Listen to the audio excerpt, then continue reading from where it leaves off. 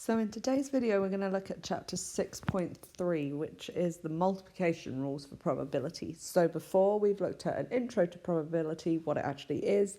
Then we looked at the addition rules of probability by looking at the union and the intersection and using those Venn diagrams to figure out problems. And now we're going into the multiplication rules, and this deals with something called conditional probability. I highly recommend you go ahead to Blackboard and look at the Against All Odds videos tab. There is one video about halfway down, and it's called Against All Odds Inside Statistics Probability. That is a great video to watch and kind of sums up what we're doing here. Okay. Now, what we're doing today with conditional probability, okay, that's a term to remember. It's conditional probability. And it is literally what it sounds like it is, okay? It's probabilities where we're looking at something having a condition on something else, okay? So we look at the probability of something happening given that something else has already happened. So it's under the condition that something else has already happened. What's the probability of this new scenario happening, okay? There is actually a formula for conditional probability, and there's some other notation that you need to be aware of. I'm going to write this down and then we can talk about what it means.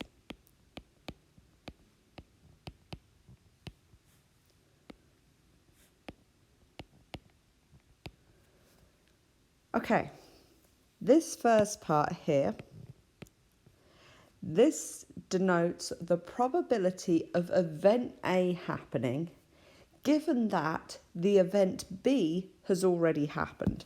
So this is the probability of event A happening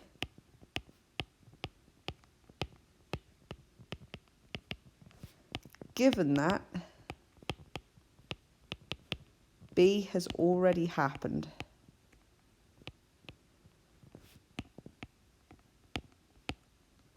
So we have this condition, okay? We're not just looking at the probability of the event A happening. We're looking at the probability of the event A happening, given that, under the condition that, something else has already happened, this event B, okay? It's, let's say you're dealing with a weather situation, okay? It's the probability, let's say, of a tornado happening, given that we've just had a hurricane. Okay, so anything like that, okay, you're looking at the probability of something happening given that something else has already happened. And to find that probability, there is a formula for it, and it is the probability of both event A and event B happening, so the probability of them coinciding. So this is the probability, okay, and it's the intersection of event A and event B. So it's the probability of the outcomes happening that fall in that intersection of events A and event B.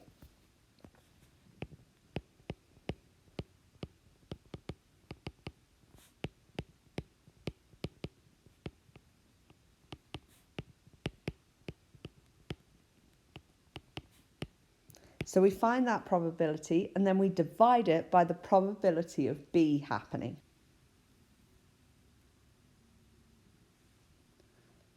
So now let's go ahead and look at an example of this in action. So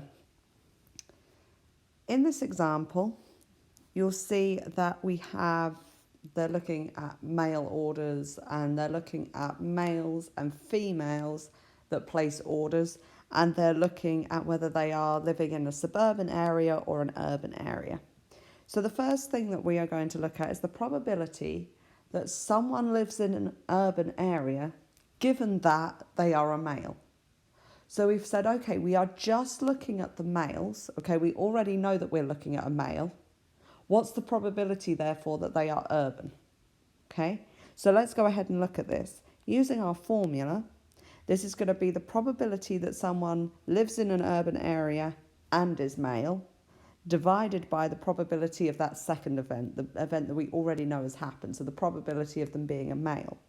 Okay, Well, if you go ahead and look at this table, there are 759 people in total. If you actually add up each of those 4 cells, you're going to get 759 people. So the probability that someone is both living in an urban area and is male, well, there's 92 people that fall into that category. So the probability of that is 92 out of the 759 are both living in an urban area and male. Okay? The probability that someone is a male in this situation, well, if I add up 196 and 92, I get 288. There are 288 males in total out of 759. So the probability in this situation that someone is male, we're not worried about suburban or urban, the probability that someone is male is 288 out of 759.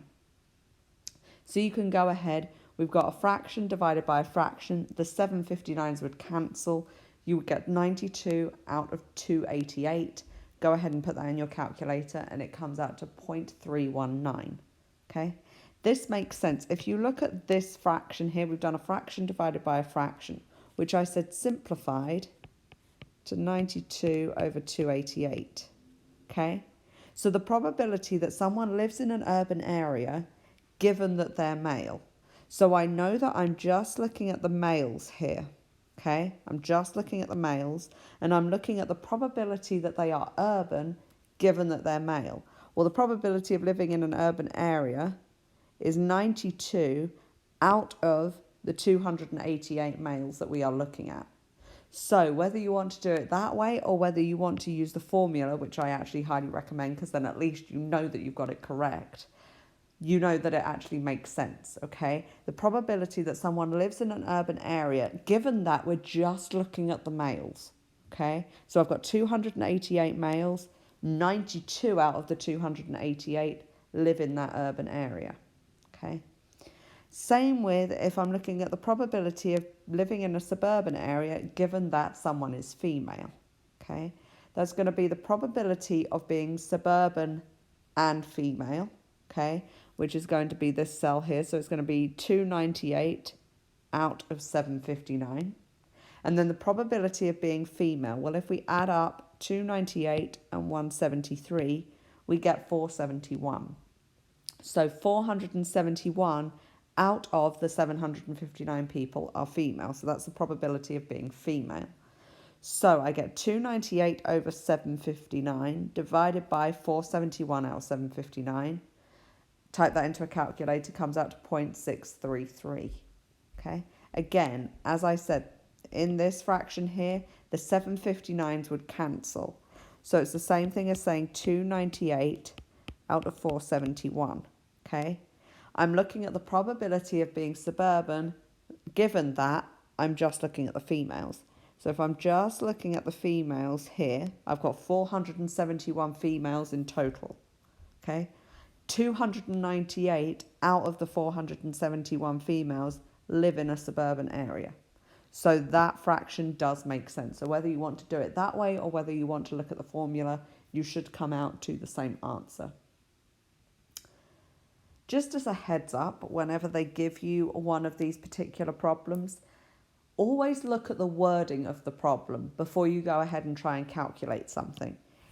If you get a particular problem and they say, what is the probability of this and this happening?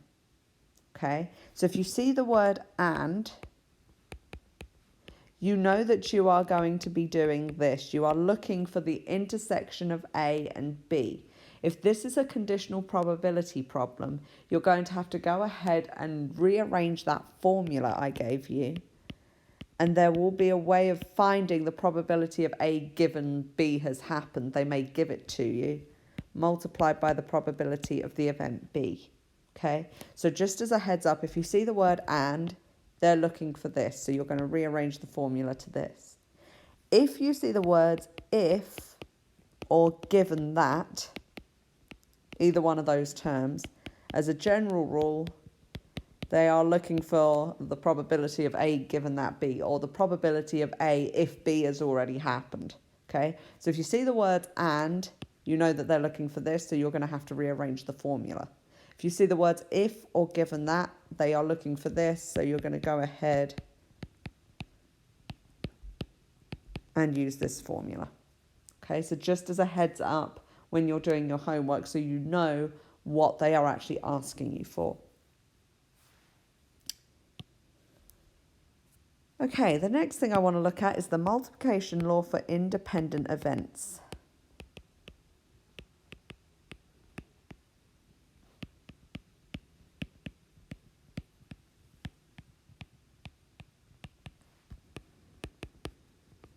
Okay. If events A and event B are independent of one another, so if events A and event B are independent, okay? By independent, I mean one does not affect the other, okay? So if they are completely independent, one doesn't affect the other, then you're going to get that the probability of A and B happening is just probability of A multiplied by the probability of B, okay? So what do we mean by this? Well, I'm saying that if you have independent events, so one does not affect the other, so if event A happens, okay, it doesn't matter what has happened in event B, you're just looking at event A as its own independent entity, okay? So event A and event B don't affect one another in any way, okay? What happens in one doesn't affect the other, okay? Then that means that the probability of both A and B happening is just the multiplication of the probability of A and the probability of B. This comes back to our formula, okay? If you look at our formula for our conditional probabilities, we have the probability of A given that B has happened is the probability of A and B happening divided by the probability of B. I'm going to go ahead and rearrange that. And I'm going to multiply both sides by the probability of B. Okay. This is the rearranging of the formula that you're going to use if you ever have to find the and, okay? The probability of A and B happening in a conditional probability sense. Okay. Now, if A and B are independent, let's look at this probability here. The probability of A happening, given that B has happened.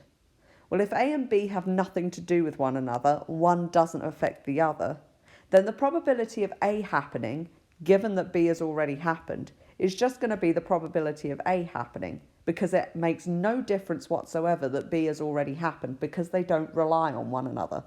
So when the events are independent, the probability of A, given that B has happened, is just the probability of A, because it makes no difference that B has happened. So your formula then reduces to this. That is why this works. It actually works if you have several independent events. So if you have, let's say, the events A1, A2, and you have n independent events, okay? Every single one of them independent of the others. It doesn't matter what happens in one. It doesn't affect the other. Then it's just the multiplication of their individual probabilities. Okay. For example, as a quick example, let's say that A is rolling a 6 on the first roll of a die, and B is rolling a 4 on the second roll of a particular die, okay? When I've rolled the die the first time, okay, and I get a number out of that, whatever number I get on the first roll makes no difference when I pick it up again and roll it a second time, okay? What happens on my first roll doesn't affect what happens when I roll that dice again for my second roll. So the probability of rolling a 6 on the first roll, okay, multiplied by the probability of rolling a 4 on the second roll is equal to the probability of both of those things happening, okay? So the probability of A and B is going to be probability of A happening multiplied by the probability of B happening, okay? Because event A happening, okay, rolling whatever you do on the first roll, makes no difference and doesn't affect what comes out for your second roll. So the way that they always put this is that knowledge of the outcome of the first roll doesn't affect the outcome of the second roll. Okay.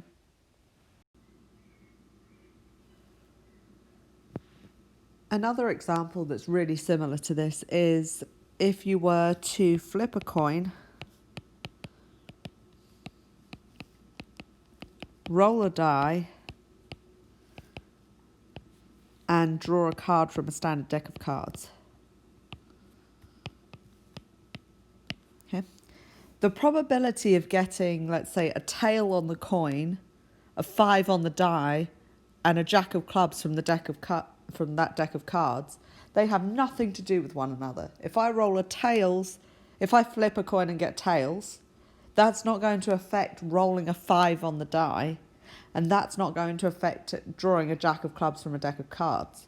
So the probability of flipping a coin and getting tails, rolling a 5 on the die, and getting a jack of clubs is just going to be the probabilities of each of those things multiplied together. So the probability of flipping a coin and getting tails, probability of rolling a die and getting a 5, and the probability of drawing a jack of clubs, that's just one card out of 52. And so we can multiply those together and get 1 over 624, which is 0.0016. Okay? So because they are independent events, one does not affect the other, we can therefore get the probability of every single one of those things happening at the same time by just multiplying the probabilities of each one together. Okay. So as I said this back in when I went through this formula here, and I looked at the probability of event A happening given that B has already happened. For independent events, and I've already said this, but I'm going to state it again just to make sure. So for independent events, the probability of A, given that B has already happened, is just the probability of A happening, because it doesn't matter that B has already happened. Same if you do it the other way around. The probability of event B happening, given that event A has already happened, well, if they're independent, that's just the probability of B happening.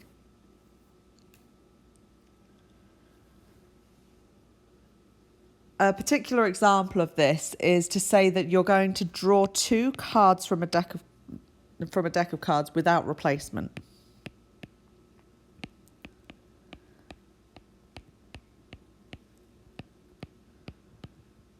And without replacement is a key point here.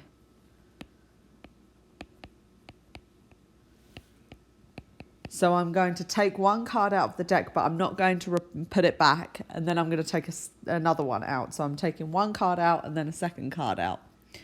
Question is, what is the probability of choosing a red card? So probability of choosing a red card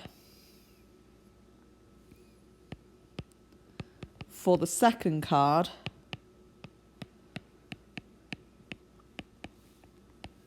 if, again a key word here, if the first card drawn was a club.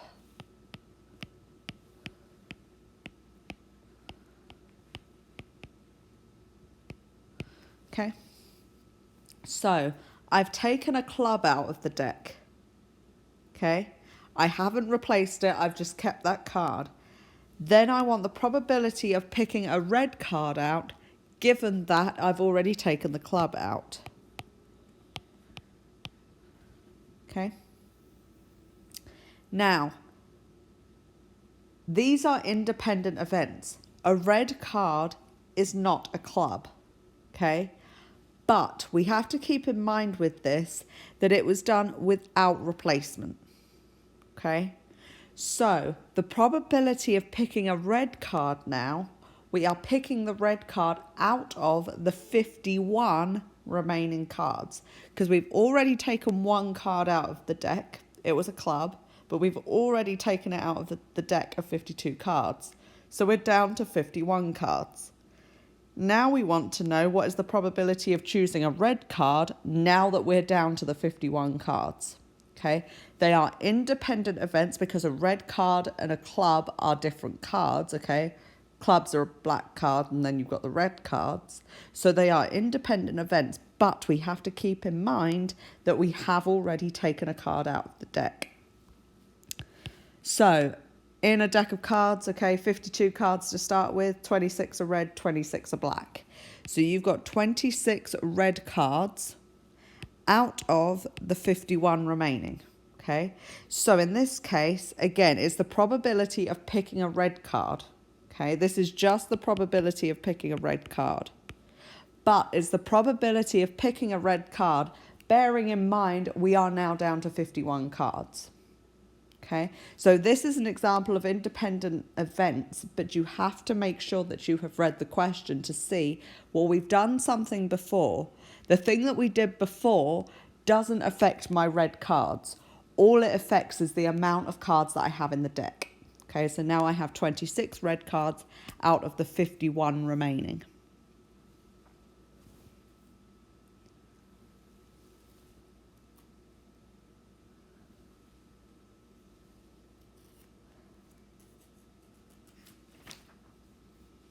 Okay, another example that I want to do, which is kind of similar to this.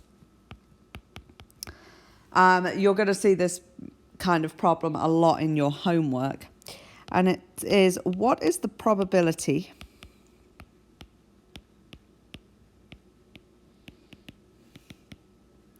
of drawing a king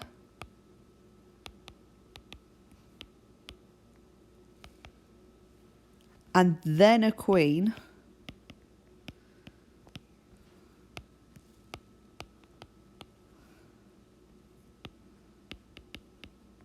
without replacement? Again, we're dealing with a standard deck of 52 cards. Okay, couple of things to note in this problem. Again, number one is we are not replacing the card.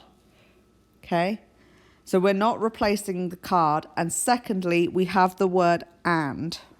Okay, if we go back to our previous problem, it used the word if. Okay, if we see if or given that, we know we're looking for that conditional probability. If we see the word and, I know I'm looking for probability of king and queen. Okay, I'm looking for that intersection. If I see the word and, I'm looking for the intersection.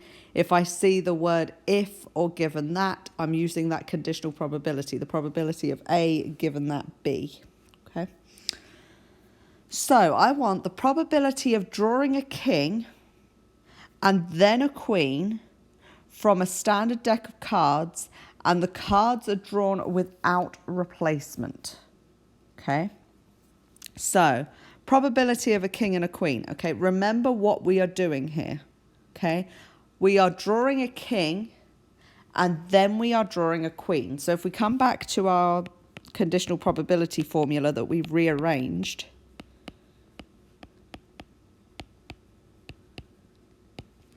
it would be this, okay? When you're looking at and we're looking at conditional probabilities, okay, you're going to use this formula, okay? It's the rearranged version of the conditional probability formula. So we want the probability of A given that B and then the probability of B. Now, remember, for this part here, make sure you get it the correct way around, okay? We want the probability of the second thing happening given that the first thing has already happened. Okay, so we've drawn a king and then we're drawing a queen.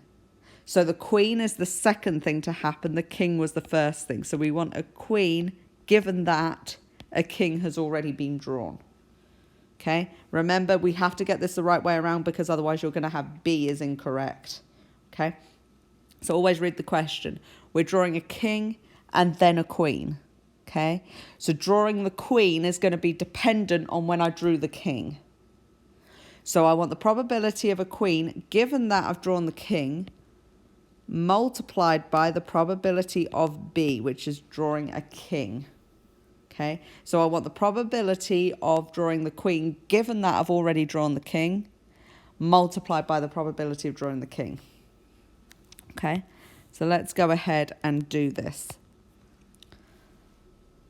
Probability of drawing a king, okay, in the first place. We'll start with this. The probability of drawing a king out of a deck of cards. There are 13 different types of card in a deck.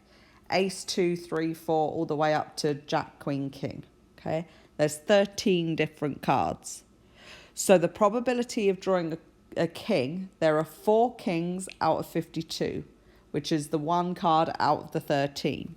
So you can either write it as 4 over 52 or simplify it to 1 out of 13. There are 4 kings in a deck out of the 52 cards.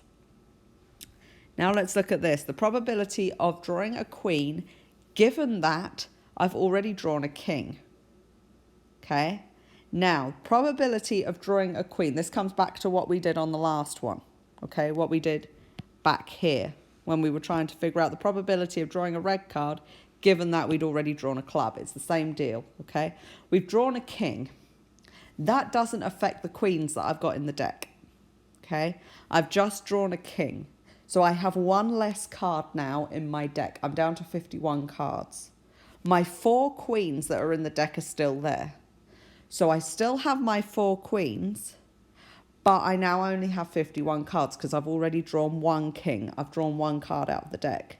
So the probability of drawing a queen, given that I've drawn the king, is going to be 4 out of 51. Okay? You can multiply these two fractions together and you're going to come out to 0.0060. Okay? So let's look at what we've done here. Okay? We've got the word and in there, so we know that we're looking for that intersection. We want the probability of drawing a king and then a queen. Okay? We're doing this without replacement. So I know I'm going to take that king out and leave it out of the deck before I draw the queen. So I want the probability of drawing a king and then a queen. Well, because I've drawn the king first, that is my event B. The probability of drawing the queen is going to be dependent on drawing that king. So it's the probability of drawing the queen, given that I've already drawn the king, multiplied by the probability of drawing the king. Okay, that comes from our conditional probability formula that we had rearranged earlier. Then you go ahead and figure this out. I did the probability of the king first because that was easiest to figure out. Probability of drawing that king first off. There's 4 kings in a deck out of the 52 cards, so that was 4 over 52 was the probability of drawing the king. Then the probability of drawing the queen, given that I've already drawn the king. Now they are independent events because I drew a king the first time, I'm now looking at queens. The only difference is I have 1 less card in my deck because I've already drawn that king. I've already drawn 1 card out of the deck. So I now have 4 queens out of a remaining 51 cards. So the probability of drawing a queen, given that I've already drawn a king, is 4 over 51. I multiply those two together and that is how I get my answer. Okay. Most of your homework problems are either like this or they are like the table example that I had at the start where we were looking at the mail orders. Most of your homework problems are like either one of those 2 problems. So make sure you are happy with the conditional probability formula and you are happy rearranging it into this form as well in case you get this type of a problem.